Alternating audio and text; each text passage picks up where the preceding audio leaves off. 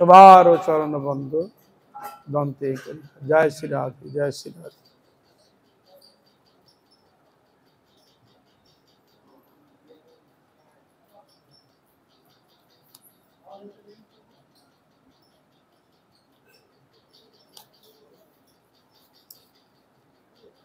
আজ অত্যন্ত শুভ দিন, চাতুর্মাস্য ব্রত।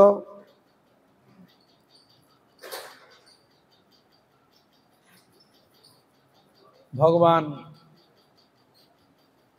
শ্রী গোবিন্দ তিনি শয়ন করেছেন। আজকে তিনি পার্শ্ব পরিবর্তন করছেন, মানে ঘুরলেন আর কি। তথাপি ভগবান শ্রী গোবিন্দ তিনি একটা অভিনয় করছেন লীলা মাত্র। একদিকে তিনি শয়ন করছেন, আবার একদিকে জগৎজীবকে কৃপা করার জন্য তিনি রয়েছেন। আজকে একাদশীর নাম হচ্ছে পার্শ্ব একাদশী, পরিবর্তনী একাদশী, এর অনেক নাম রয়েছে। একাদশীর মাহাত্ম্য কথা পদ্মপুরাণ, ব্রহ্মবৈবর্ত পুরাণ, এছাড়া আর অন্যান্য পুরাণে এই একাদশীর কথা বর্ণিত রয়েছে।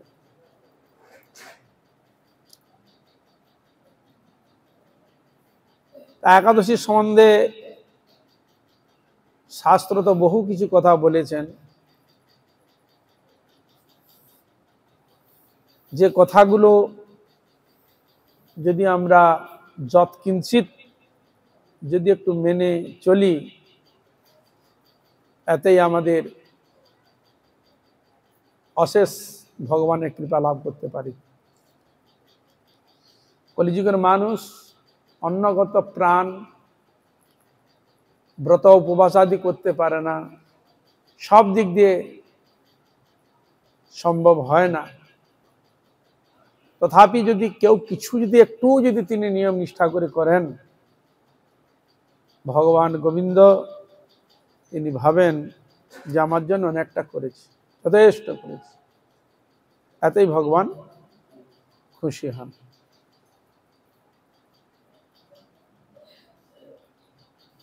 তাহলে আমরা এখন একটু আলোচনা করি পার্শ্ব একাদশীকে কেন্দ্র করে। ভাদ্র মাসের শুক্লপক্ষিয়া পার্শ্বৈক একাদশীর মাহাত্ম্য ব্রহ্মবৈবর্ত পুরাণে যুধিষ্ঠির শ্রীকৃষ্ণ সংবাদে যে রূপ বর্ণিত আছে তাহাই বিশেষভাবে স্থলে উদ্ধৃত হইতেছে। ব্রহ্মবৈবর্ত পুরাণ, সেখানে যুধিষ্ঠির কৃষ্ণ সংবাদে যা লিখিত হয়েছে তাহাই এখানে বর্ণিত।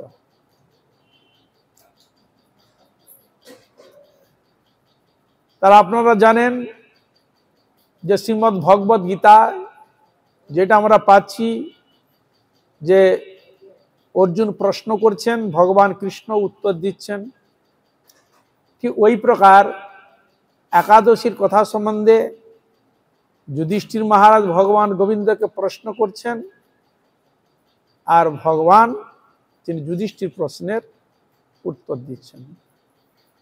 এখন দুই দিকে আমরা বিচার করে যদি দেখি, দেখতে পাবো মহাভারত বা অন্যান্য পুরাণে যে যুধিষ্ঠির সংবাদ, দুজনের দুটি লক্ষ্য একই, দুজনই ভক্ত, ভগবানের পরিকর, দুইজনই। এদিকে যুধিষ্ঠির মহার পরিকর, ওখানে অর্জুনও ভগবানের নিত্য পরিকর। কিন্তু তারা শুনতে চাচ্ছেন ভগবানের শ্রীমুখ থেকে জীব কল্যাণের নিমিত্ত নানা রকম প্রশ্ন, যত প্রকার জীবের হতে পারে, সেই সব প্রশ্নগুলো করছেন। আর ওই প্রশ্নটা উদ্ধৃতি করে ওইটা আবার জগৎজীবকে পরিবেশন করছেন, যারা বুঝাচ্ছেন মানুষের যা অনেক মানুষের তো আমাদের মধ্যে নানা রকম চিন্তা ভাবনা থাকে, সেই সব চিন্তা ভাবনাকে অবলম্বন করে ছিল যুধিষ্ঠির মহারাজ তথা অর্জুন প্রশ্ন করেছে। মানুষের যত প্রকার প্রশ্ন হতে পারে, যত প্রকার ক্যাটাগরির মানুষ হতে পারে, সাত্বিক, রাজসিক, তামসিক, যত প্রকার এরকম গুণ রয়েছে মানুষের চিন্তা ভাবনা থাকতে পারে, তাদের মধ্যে যত প্রকার সংশয় আদি রয়েছে, সব সংশয়কে নিরসন করছেন ভগবান। আর কথাটা আসছে কার মাধ্যমে? ভগবান শ্রীকৃষ্ণের কথাটাকে তিনি পুছ করছেন, আসছে কার মাধ্যমে? অর্জুন আদি যুধিষ্ঠিরের মাধ্যমে। কেন না? এরা ভক্ত। কেন? গীতাতে লেখা আছে না, সর্বোপনিষদ গাব দগ্ধা গোপাল নন্দন। ওখানে দহন করছেন কে? গোপাল নন্দন। পার্থ হচ্ছে বৎস, সুধীজন হচ্ছে গ্রহণ করছেন। তার একাদশীর সার মন্থন করছেন কে? স্বয়ং ভগবান। আর মন্থন করার জন্য বৎস সেজে বসে আছেন কে? যুধিষ্ঠির মহারাজ। যুধিষ্ঠির মহারাজ তিনি যেন বৎসের মতো মন্থন করছেন, প্রশ্ন করছেন। ঠিক এই প্রকার। কেন? ভক্তই জীবের মঙ্গলের জন্য প্রশ্ন করে। ভক্ত না হলে আমাদের আত্মকল্যাণ কথা কেউ বলবে না, এটা জেনে রাখুন। ভক্ত ছাড়া জীবের আত্মকল্যাণের কথা কেউ বলবে না, একমাত্র ভক্তই বলবে। তাই ভক্ত ওখানে, ভক্তের মাধ্যমে ভগবানের কথা প্রচারিত হয়। যেমন ভাগবত কার মাধ্যমে প্রচার হলো? সুখদেব যৌন গোস্বামীর মাধ্যমে ভাগবত প্রচার হয়েছে। সেরকম গীতা কার মাধ্যমে প্রচার হলো? অর্জুনের মাধ্যমে গীতা কথা প্রচার হলো। আর একাদশীর কথা প্রচার হলো কার মাধ্যমে? যুধিষ্ঠির মহারাজের মাধ্যমে প্রচার হলো। বোঝা গেল? হরে কৃষ্ণ। তাহলে এই জন্য যুধিষ্ঠির মহারাজ প্রশ্ন করলেন ওখানে ব্রতের কথা। কি বললেন? রাজা যুধিষ্ঠির জিজ্ঞাসা করলেন, হে কৃষ্ণ, ভাদ্র মাসের শুক্ল পক্ষিয়া একাদশীর নাম কি? মাসটা আছে ভাদ্র, পক্ষ হচ্ছে শুক্ল, এই একাদশীর নাম কি? ব্রত পালনের বিধি বা কি? এই যে ব্রত পালন করব তার বিধি বিধানটা কি? এবং ইহাতে পুণ্যই বা কি? যদি কেউ করেও থাকে পুণ্যটা কি? কেন পুণ্যকে ধরলেন কেন? না, আমরা সকলেই ফল ভোগী। আমি যে করব আমার কি ফায়দা হবে, কি আমি পাবো? প্রত্যেকে দেখবেন একটা কাজ যদি করতে যান, এত ঘন্টা ডিউটি, মালটা কত দিবে? মানে এইটা কত দিবে? আগে এত ঘন্টা তো কাজ হবে, কি কাজ করব, আমাকে কত দিবে? আছে না? হরে কৃষ্ণ। সেরকম এটা যে আমি ব্রত পালন করব, ব্রত পালন করে আমার ফল কি লাভ হবে, মানে আমি কি পাবো, এই ব্রত করে ফলটা কি পাবো? এখন আপনার কাছে প্রশ্ন আসতে পারে, এত কথা কেন? না, এই জগতের মানুষ যারা ভক্ত নয় তারা সকলেই চায় যে আমার একটা যেন, আমার কেউ বলছে আমার ছেলেদের জন্য ভালো থাকে, তার একটা ইচ্ছা আমার ছেলে যেন ভালো চাকরি পায় বা যেন ভালো পড়াশোনা করে, তার এই ব্রতটা করে প্রার্থনা করবে তার কাছে। আর ভক্ত কি চাইবে? এটা ভক্তর জন্য নয়, এটা অভক্তদের জন্য কথা। ভক্ত কি চাইবে? ভক্ত তো ওইগুলো মানে জড় জগতে কোনো বস্তু তার চাওয়ার নয়। সে চাইবে তোমার কিভাবে বাবা সেবা করতে পারি, সেই শক্তি দাও যে তোমার গুণগান কীর্তন করতে পারি, যে কটা দিন জীবনে বেঁচে থাকবো যে তোমার নাম গুণগান তোমার সেবা করে যেন তোমার চরণ লাভ করতে পারে, এই হলো তার উদ্দেশ্য। তাহলে এখানে তার তো কোনো ইচ্ছার ব্যক্ত করছে না, সৌজন্য ভগবান পিতার্থে তার রয়েছে। তা এই জন্য এখানে বললেন পুণ্যটা কি? আগে পুণ্য চাই, কি ফল বলো? এই জন্য এখানে বলে দিলেন যে ইহার উত্তরে শ্রীকৃষ্ণ বলিলেন, পুণ্যের কথা যখন বললেন, ব্রত পালনের কথা বললেন, আবার নাম যখন বললেন, তখন এবার কৃষ্ণ উত্তর দিচ্ছেন, হে রাজন, এই একাদশী মহাপুণ্যপ্রদা। মহাপুণ্যপ্রদা শব্দটা বিশেষণ দিয়েছে, পুণ্যপ্রদা বলে ছাড়েনি, মহাপুণ্যপ্রদা একটা বিশেষণ দিয়েছে। কেন? অতি উত্তম বস্তু লাভ করা যায়, কি জাগতিক কি পারমার্থিক উভয়ই লাভ করা যেতে পারে, যেটা অন্যান্য ক্ষেত্রে সম্ভব নয়, এটা সে সম্ভব করে, অসম্ভবকে সম্ভব করে দিতে পারে, স্পেশাল। আর কি বললেন? সর্বমোক্ষ প্রদায়িনী। সর্বমোক্ষ বলতে কেউ চায়, যোগীগণ চায়, তার যে ইচ্ছা, সচরাচর সাধকগণ যা চায় তাও পাবেন। কেউ মুক্তিকামী তাও পান, জগতে চায় না ধর্ম অর্থ কাম মোক্ষ চতুর্বর্গ প্রার্থনা করে তাও দিতে পারে।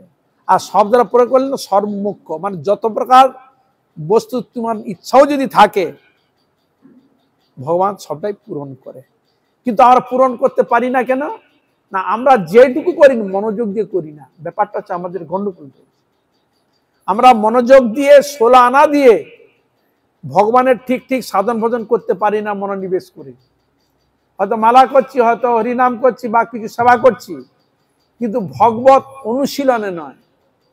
ভগবত অনুশীলনে হয় না কাজ। শাস্ত্রে নির্দিষ্ট করেছেন, মহাজনগণের বক্তব্যে শোনা যায়, এই যে কীর্তন হলো, ভগবান কৃষ্ণ, আমি গুরুদেবের যদি কীর্তন করি, গুরুদেবকে স্মরণযুক্ত আরতি সহকারে যদি কীর্তন করা যায়, তাহলে ওই কীর্তনের ভাব আমার হৃদয়ে প্রবেশ করবে। যদি মহাপ্রভুর কীর্তন করি, মহাপ্রভুকে স্মরণযুক্ত হয়ে হৃদয়ে ভাবনা নিয়ে যদি আমি পুরো কীর্তনটা করি, তাহলে মহাপ্রভুর কৃপা ভাবটা আমার হৃদয়ে প্রকাশিত হবে। কিন্তু আমার মন নাই ভগবানের দিকে, কিন্তু আমি কীর্তনটা করছি আমি, কিন্তু ফল পাবো, কিন্তু মনোযুক্ত হয়ে হচ্ছে না। এই জন্য ভগবান কিছুই চালনি, শুধু বলে মন মনা ভব। ভগবান কিছু চেয়েছে, মনটা আমায় দেয়। তাহলে সেবা করুন, ভগবানের যেন চরণে মন থাকে। ভগবানের গুণগান কীর্তন করুন, মনটা যেন গোবিন্দের চরণে থাকে। ভগবানের সেবা করুন, ভগবানের চরণে মনটা থাকে। তাহলে আমাদের খেতে বসতে চলতে ফিরতে প্রতি মুহূর্তে যেন মনটা গোবিন্দের চরণে থাকে। এই জন্য মহাপ্রভু বলেছিলেন, কি শয়নে, কি ভোজনে, কি বা জাগরণে, অহর নিশ চিন্ত কৃষ্ণ বলহ বদনে। বদনে কীর্তন করো, মানুষের চিন্তা করো, হয়ে গেল।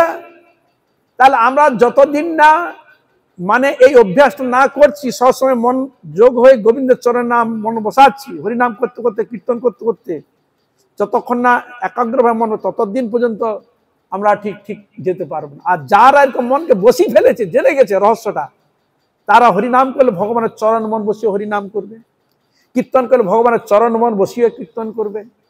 তিনি রাস্তায় চলাফেরা করলেও মনটা গোবিন্দের চরণ রেখে এসে যাবে। মানে প্রত্যেক মুহূর্তে যা করবে গোবিন্দকে স্মরণযুক্ত হয়ে সেবা করবে। তাতে স্মরণযুক্ত হয়ে সেবা করে যে ফল, আর এমনি ভগবানকে স্মরণ করলে না, এমনি নাম করলে যে ফল, দুটা এক নয়, আকাশ পাতাল পার্থক্য। এই জন্য মন সহযোগিতা করতে হবে। তা এই জন্য বলছেন মোক্ষ প্রদায়িনী। আর কি? সর্বপাপ ভরা। বললেন সর্বপাপ ভরা।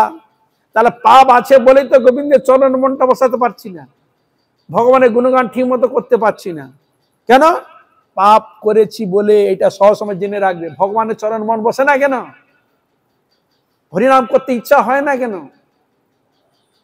এর দ্বারা বোঝা যায় পাপ অনেক করেছি, সেই পাপের জন্যই হরিনামে আমার মন বসে নাই। বক্তব্য কি আমার না, মহাজন বলছেন, ওরে মন রুচি নহে কেন কৃষ্ণ নাম, তবে জানি পূর্ব জন্মে আছে কত পাপ কর্মে, সে লাগি বিধাতা তোরে বাম।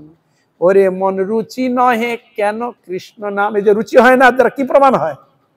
ভগবানের মন বসে না, এটা কিসের প্রমাণ? মহাজন পদাবলী কি বলতে যাচ্ছে মহাজন? বলে বহু জন্মে পূর্ব জন্মে অনেক পাপ করে এসছি। আমরা বলি আমাদের পাপ করি না, আমার হলো কেন? আরে এই জন্মে তুমি হয়তো করো না, কিন্তু আগে যে সবগুলো করে এসছো সেগুলো তো তুমি তো জানো না। সেই পাপের ফল ভোগ আমাকে করতে হবে। এই জন্য আমার কষ্ট, দুঃখ, দুর্দশা সব চেপে বসেছে। কেন? সে পূর্ব জন্মের ফলকে আমাকে ভোগ করতে হচ্ছে এই মনুষ্য দিয়ে। এই জন্মে যেটা করছি এটা আসছে জন্মের ফল পাবে। এই জন্ম যেটা পাচ্ছি এটা আগের পিছের জন্মের ফলটা পাচ্ছি। বুঝা গেল? হরে কৃষ্ণ। তা এই জন্মে যদি আমি কর্মটাকে ভালো করি, হরি আরাধনা যদি করি, হরি ভজন করতে করতে দেহটা যদি চলে যায়, সাধনের সিদ্ধি লাভ যদি নাও হয়, ভগবান গ্যারেন্টি দিচ্ছে, সুচিনাং শ্রীমতাং গেহে যোগ ভষ্ট বিজায়তে। যেসব ভক্ত আমার ভজন করতে করতে জীবন হয়তো পড়ে গেল, সাধনের সিদ্ধি লাভ করলো না, কিন্তু ভগবান তাকে ভক্ত ঘরে জন্মগ্রহণ করিয়ে আবার ভজন স্টার্ট করে দেয়। নিদায় গৌর প্রেমানন্দে। বুঝা গেল? হরি ভজন হরি আরাধনা করলে আপনার লাভ ছাড়া লোকসান নাই, এটা সবসময় জানবেন। আপনি জীবনে যেটুকু করবেন ভগবানের সেবা গুণগান কীর্তন নাম, এটা আপনার পুরো থেকে যাবে। একে নষ্ট কোনোদিন হয় না, বুঝলে? যেমন বীজ লাগান, বীজ নষ্ট হয়ে যায়, ধান গাছ লাগিয়ে দিলেন, বন্যা হয়ে গেলে চাপা পড়ে নষ্ট হয়ে যাবে, এ নষ্ট হয় না। কেন? পুণ্য নষ্ট হয়, ক্ষয় হয়, সুকৃতি নষ্ট হয় না, ক্ষয় হয় না। তার সুকৃতি কিসে লাভ হয়? ভগবানের সেবায়, ভগবানের গুণগান কীর্তনে, সাধুগুরু বৈষ্ণবের সেবায়, প্রসাদ ভোজনে, চরণামৃত পানে, গোবিন্দের চরণে পুষ্পাঞ্জলি দেওয়া, পূজা আদি অর্চন করা, এগাতে সুকৃতি অর্জন, এগুলো নষ্ট হয় না। যদি কোনো অপরাধ করে থাকো, ও চুপ করে যাবে, থেকে যাবে, ও আর বাড়বে না, থেকে যাবে, চুপ করে যাবে, কিন্তু বাড়বে না। হরে কৃষ্ণ। এই জন্য বলে যে সাধু নিন্দা, গুরু নিন্দা, শাস্ত্র নিন্দা এরকম করবে না। আমাদের অহংকার হয়ে যায়, এতদিন করছে, এ করছে, হাম্বা তুমবড়া, এরকম অনেক কিছু এসে যায়, এত কি হয়? অপরাধ হয়ে যায়। এই অপরাধের জন্য ওই সুকৃতি আর তখনও বাড়বে না, ও চুপ করে যাবে। বুঝা গেল? হ্যাঁ, ওকে আবার তুলতে এখন ওই পূর্বের যেগুলো ওকে কাটাতে হবে, দোষ কাটালে তবে উঠবে। বুঝা গেল? হরে কৃষ্ণ। সুকৃতি নষ্ট হয় না, কিন্তু যদি সাধুগুরু নিন্দা করি, বৈষ্ণবের নিন্দা করি, শাস্ত্র যদি নিন্দা করি, যতদিন আমি ভজন করি সুকৃতি লাভ করেছিলাম, ও আর বাড়বে না, ও চুপ হয়ে গেল। বুঝা গেল? হরে কৃষ্ণ। ও চুপ করে যাবে, কেন? সুকৃতি নষ্ট হয় না। নষ্ট কি হয়? পুণ্য। বুঝা গেল? হরে কৃষ্ণ। এই জন্য শাস্ত্র নিষেধ করছে, যারা হরি ভজন করবেন, কৃষ্ণ ভজন করবে, যেন সাধু নিন্দা গুরু নিন্দার জন্য না করে। আমার যে ভালো না লাগে আমি সরে যাব, সাইড হয়ে যাব, কিন্তু তার জন্য নিন্দা মন্দা যেন না করি। বুঝা গেল? হরে কৃষ্ণ। নিন্দাও করবো না, সমালোচনা করবো না, কিছুই করবো না, কারণ আমি যেটুকু করেছি এইটা আমি নষ্ট করতে কেন যাব? এই জন্য এ থেকে সতর্ক থাকা ভালো। বুঝা গেল? হরে কৃষ্ণ। এই জন্য সাবধান সতর্ক থাকতে হবে। তা এই জন্য এখানে বলছেন সর্ব পাপ, পাপ যদি করো পাপটা নষ্ট করবে। বুঝা গেল?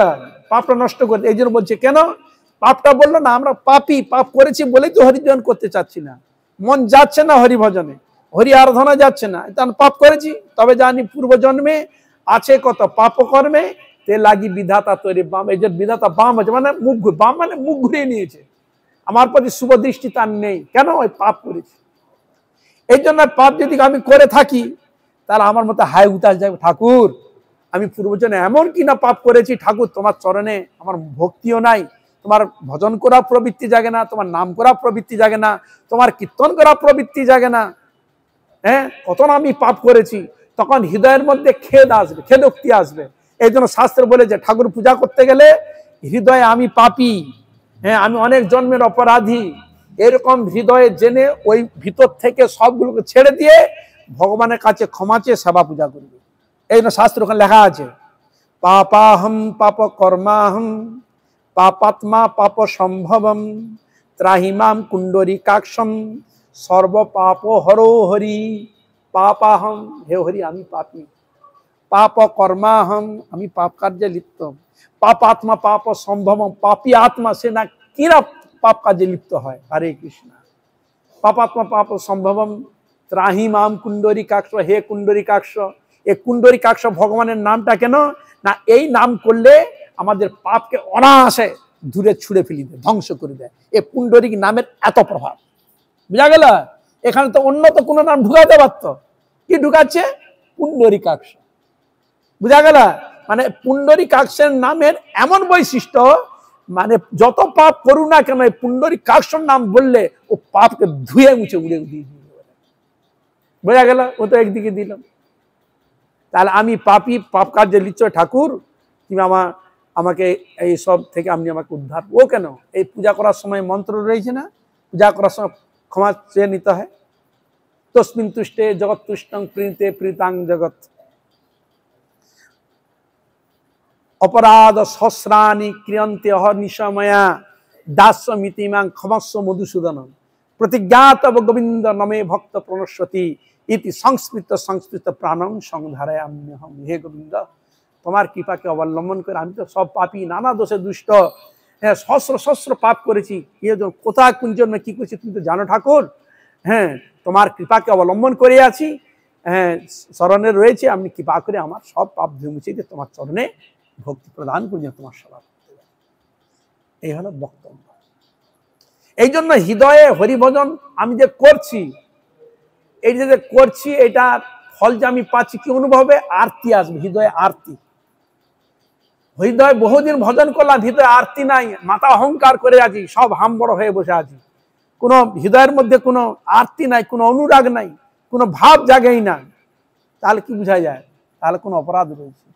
হরিভজন হরি আরাধনা করলে হৃদয়ে আরতি আসবে, চোখে জল চলে আসবে, কত না কত পাপ করছি, কত না দুষ্ট কি করেছি, আজ আমার ভগবানের প্রতি আমার অনুরাগ হয় না, হৃদয় কাঁদে না গোবিন্দের জন্য। সংসারে যে কিছু একটা হারিয়ে যায়, কিছু একটা যে চলে যায়, আমরা কেঁদে কুল পাই না, না, কিন্তু সে গোবিন্দকে ধরে আছে, গোবিন্দের জন্য আমার হৃদয় এখনো কাঁদেনি। ভগবানের জন্য কাঁদে না, গুরুদেবের জন্য কাঁদে না, বৈষ্ণবের জন্য কাঁদে না, তাহলে কার জন্য কাঁদে, সংসারের জন্য কাঁদে। বোঝা গেল? হরে কৃষ্ণ। হ্যাঁ, হৃদয়ে এই যেখানে বলছেন সর্বপাপ হরা, এই ব্রত যদি তুমি করো তাহলে তোমার ইহ জন্মে পূর্বজন্মে যত প্রকার তোমার পাপ রয়েছে সব পাপকে ধুয়ে মুছে দিও। হরে কৃষ্ণ। ও বাজপেয়ী একটা যজ্ঞ আছে, সে যজ্ঞ করলে যে ফল তার অপেক্ষা বেশি ফল পাওয়া যায়। হ্যাঁ, টাকা খরচা করতে হলো না, পয়সা খরচা করতে হলো না, কোনো সেবা করতে হলো না, কিছু করতে হলো না, কিন্তু ব্রত পালন করলে আর ব্রত কথা শুনলে তুমি সেই বাজপেয়ী যজ্ঞের ফল পেয়ে গেলে। নিতাই গৌর প্রেমানন্দে। এত ফেসিলিটি দিয়েছে, আর কি বলো, বিনা পয়সায় ফেসিলিটি। হ্যাঁ, বিনা পয়সায় ফেসিলিটি দিয়েছে, আর কি চান বলুন আপনারা? হ্যাঁ, এর থেকে আর কি পাওয়া যেতে পারে?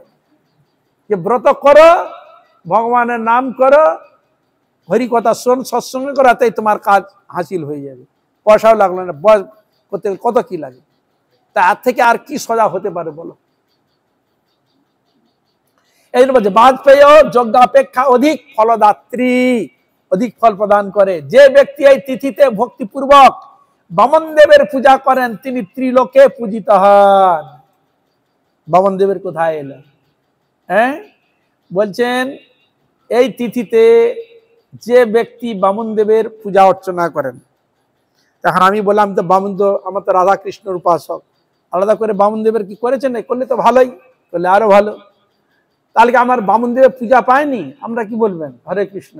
হ্যাঁ, বাড়িতে রাধা গোবিন্দের পূজা করলেন, কিন্তু এক্সট্রা করে তো আর বামন দেবকে তো আর আলাদা করে পরিমা করে তার পূজা তো করা হয়নি, কিন্তু রাধা গোবিন্দের সেবা করেছি, তাহলে কি আমার বামন দেবের কি পূজা হয়নি না সেবা হয়নি?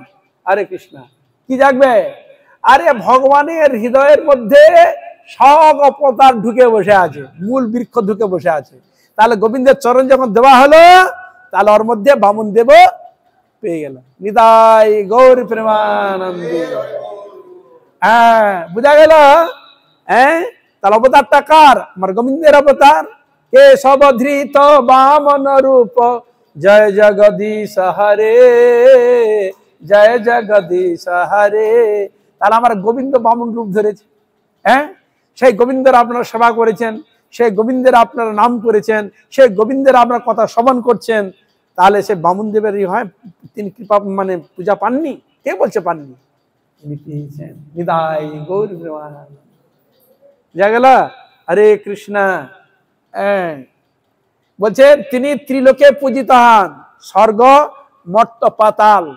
দেখুন, পাতালে যারা বাস করছেন, এই একাদশী ব্রতকে যিনি পালন করেছেন বা এই সেবা যিনি আজকে করেছেন, সেখানে যারা আছে তার সেবা পূজা করে, তার আরাধনা করে, মনুষ্য লোকে তার পূজা করে, তার প্রীতিবিধান করে। এমনকি ত্রিলোক বলতে আর কি, স্বর্গলোক, স্বর্গলোকের দেবতাগণও এই যে একাদশী ব্রত পালন করেছে তাদেরও অর্চনা করে থাকেন। হরে কৃষ্ণ। বুঝা গেল? যারা একাদশী ব্রত পালন করেন, ভগবানের গুণগান কীর্তন সেবা করেন, দেবতাগণও তারা বৈষ্ণবের সেবা করেন, আরতি করে থাকেন, তার প্রীতিবিধান করে থাকেন। তাহলে বুঝতে পেরেছ কথা রাখার? স্বয়ং ভগবান কৃষ্ণের। হরে কৃষ্ণ। ত্রিলোক পূজিত হন, স্বর্গ মর্ত পাতাল ত্রিলোক পূজিত হচ্ছে। তাহলে বুঝা গেল? যিনি পদ্ম পুষ্পের দ্বারা পদ্মলোচন শ্রী বিষ্ণুর অর্চন করেন তিনি বিষ্ণু লোক প্রাপ্ত হন। আর কি বললেন? যিনি পদ্ম ফুল দিয়ে ভগবান গোবিন্দের যদি পূজা করেন অর্চনা করেন তিনি বিষ্ণু লোক প্রাপ্ত হয়, মানে বিষ্ণু লোকে যায়। এ লোকে থাকে না, বিষ্ণু লোকে ভগবান নিয়ে চলে যায় তার পার্শ্বদগণকে দিয়ে। বুঝা গেল? এমনি নিয়ে যাবে না তাকে, ভগবান রথ পাঠিয়ে, যেমন কোনো মিনিস্টার কেউ গেলে যেমন কেউ গাড়ি পাঠিয়ে গাড়ি করে নিয়ে যায় ভিআইপি করে না, সেরকম ভক্তকে যখন নিয়ে যাবে ভগবান পাঠিয়ে দেয় তার ভক্ত, এই যা আমার ভক্তকে নিয়ে আসবি যা। কি পুষ্প রথ পাঠিয়ে, রথ সে রথের মধ্যে এত সুন্দর করে সাজানো, পারিজাত পুষ্প দিয়ে সাজানো, গন্ধ একবার মৌমাছি গনগন করছে, এত সুন্দর সেন্ট। এরকম এই জগতে এরকম কেউ সাজায় না। এই জগতে যত যে ভালো সাজাও না কেন ওরকম সাজানো হয় না। বুঝা গেল? সে রথে করে সুন্দর করে সাজিয়ে ভগবান তার পরিকরকে পাঠিয়ে দেন, ওই নিয়ে বলে যা নিয়ে আয়। সে আবার এমনি নিয়ে যাবে কি নাকি? গোবিন্দের প্রসাদ দিবে, গলায় মালা দিবে, তাকে আরতি করবে, ফুল ধূপ দিয়ে আরতি করে গলায় মালা দিয়ে বরণ করে তবে নিয়ে যাবে। কথা বুঝতে পেরেছ?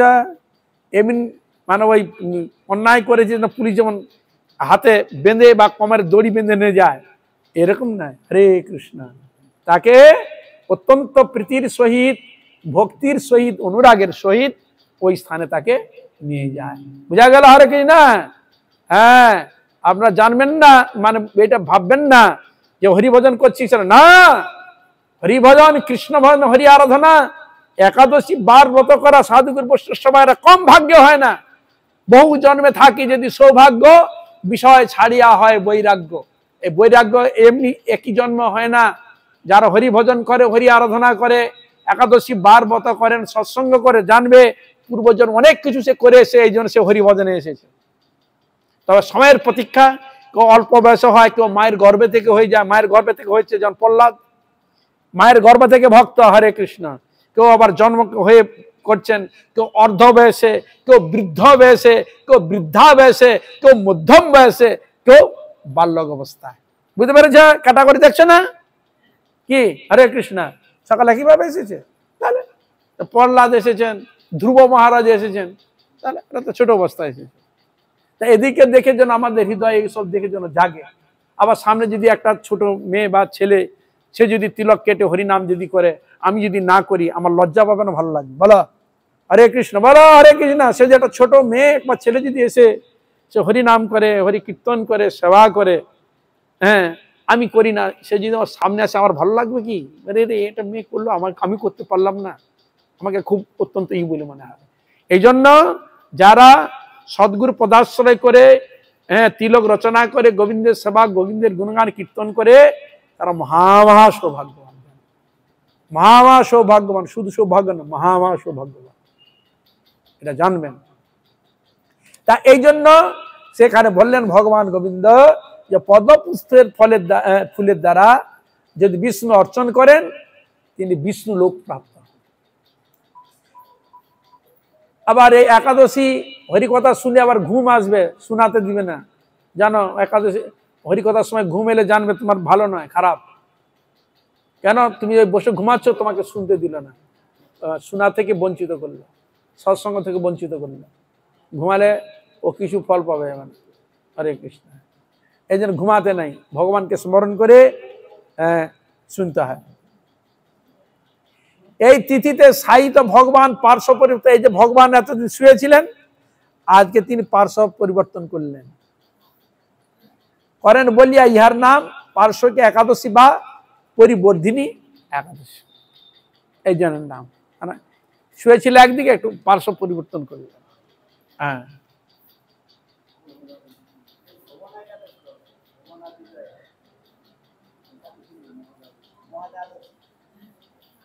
যুধিষ্ঠির বলিলে, হে জনার্দন, আপনার বাক্য শ্রবণ করিয়াও আমার সন্দেহ সম্পূর্ণ দূরীভূত হইল না। যুধিষ্ঠির মহারাজ বলছেন, আবার প্রভু আপনি বললেন ঠিকই, কিন্তু আমার সন্দেহ এখন দূরীভূত হচ্ছে না। তাহলে ওইটা উনি বলছেন না, আমাদের মতো পিছনে যারা আছে সবাই সেটা তো বুঝতে পারে নাই। তিনি পুনরায় আবার জিজ্ঞাসা করছেন, যেহেতু সবাই তো বুঝতে পারবে না, আবার তিনি জিজ্ঞাসা করলেন যে আপনার বাক্য শ্রবণ করিয়াও আমার সন্দেহ সম্পূর্ণ দূরীভূত হইল না। হে দেবদেব, আপনি কি রূপে শয়ন করেন, কিভাবেই বা পার্শ্ব পরিবর্তন করেন, আর চাতুর্মাস্য ব্রত পালনকারীর কর্তব্য বা কি, এবং আপনার শয়ন অবস্থা মনুষ্যের কি করণীয় তা স্পষ্ট রূপে বলুন। আবার সেই জিনিসটাকে তিনি প্রকাশ করলেন। আর বলিরাজকে কেন বন্ধনে আবদ্ধ রাখিলেন? বলি মহারাজকে কেন বন্ধনে রাখেন? কেন সহজে তো বন্ধন করেন না, আমি তাকে বন্ধন করে তার কাছে থেকে গেলেন কেন? উহা বিবৃত করিয়া আমার সকল সন্দেহ কৃপাপূর্বক দূর করুন। তখন কৃষ্ণ বলছেন, হে নৃপশ্রেষ্ঠ, তাকে কি বলেন? নির্প্রমাণ রাজা, রাজাগণের মধ্যে যিনি শ্রেষ্ঠ। যুধিষ্ঠির মহারাজ সম্রাট ছিলেন না সাধারণ রাজা ছিলেন? সম্রাট। হরে কৃষ্ণ।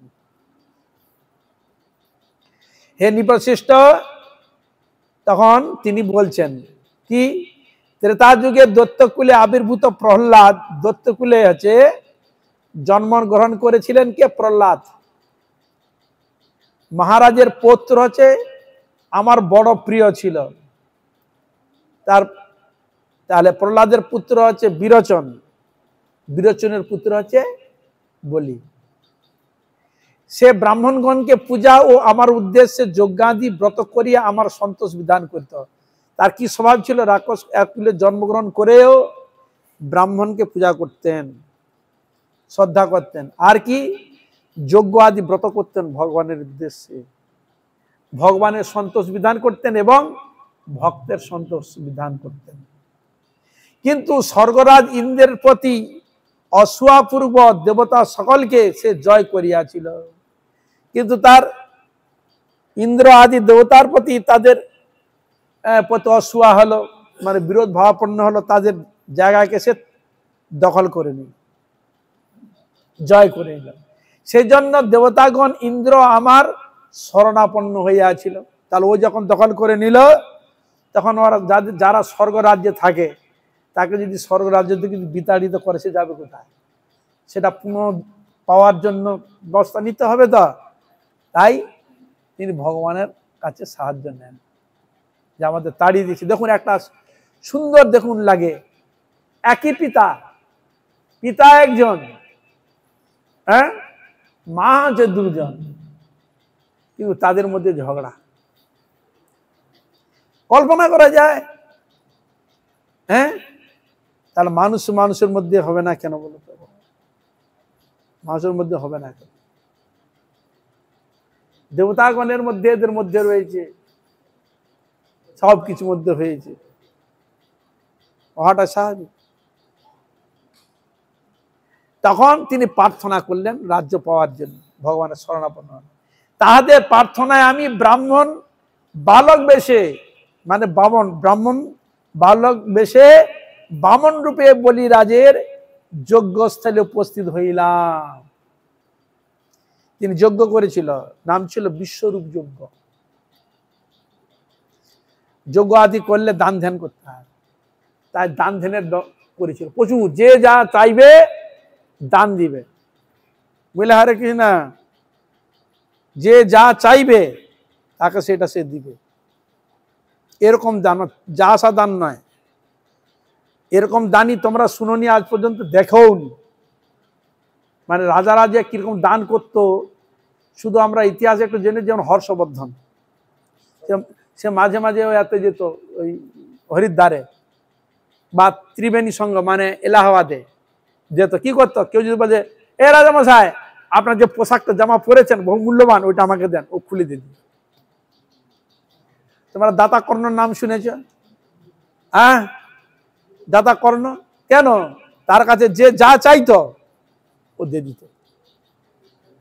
কর্ণের একটা এমন বৈশিষ্ট্য, সূর্যদেব তাকে সূর্যপুত্র কর্ণ, তো তাকে একটা কবচ দিয়েছিল, যে এই কবচটা তুমি রাখলে তোমার কোনোদিন কেউ ক্ষতি করতে পারবে না, বিপদ আনতে পারবে না। বুঝতে পেরেছ? তাই ইন্দ্র পুত্র হচ্ছে অর্জুন।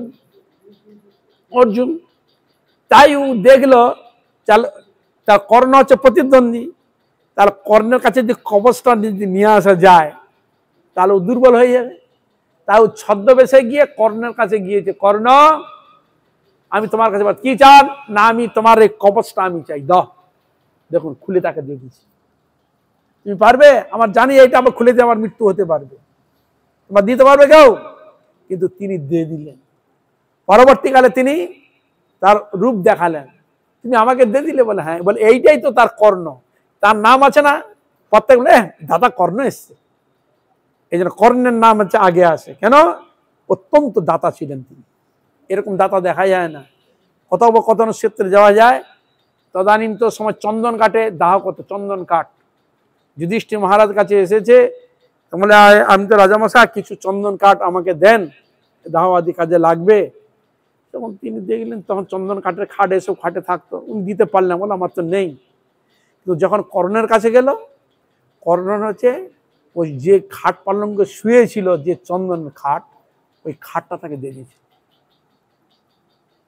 এরকম পারবেন আপনি দিতে? এটা এই জিনিস সম্ভব? তিনি দিয়ে দিয়েছে। এমনি তার নাম দাতা কর্ণ নয়, অনায়াসে, কোনো সেখানে কৃপণতা নাই, কোনো কিছু নাই, যেটা বলছে তাকে অনায়াসে দিয়ে চলে যাবে। বুঝা গেল ও একদিকে। আর ভক্ত কিন্তু কৃপণ হবে না, ভক্ত যিনি হবেন তিনি কোনোদিন কৃপণ হবে না, তার যতটুকু সাধ্য সে ততটা চেষ্টা করবে। বুঝা গেল? যতটুকু সাধ্য তার পারার ক্ষমতা রয়েছে তাকে ততটা হেল্প করবে, কৃপণতা করবে না। আমাদের গুরুবর্গের নিয়ম, যিনি হরিভজন করতে চায়, হরি আরাধনা যদি করতে চায়, তাকে হেল্প করবে, উৎসাহ দিবে, তাকে নিরুৎসাহ দিবে না।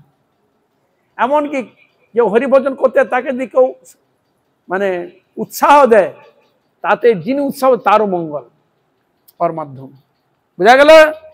যিনি হরিভজন করতে তাকে কোনোদিন না বলবে না এই করিস না এখন থাক, এরকম তাকে কোনোদিন মানে পাশ কাটিয়ে যাবে না, তাকে আরো উৎসাহ দিয়ে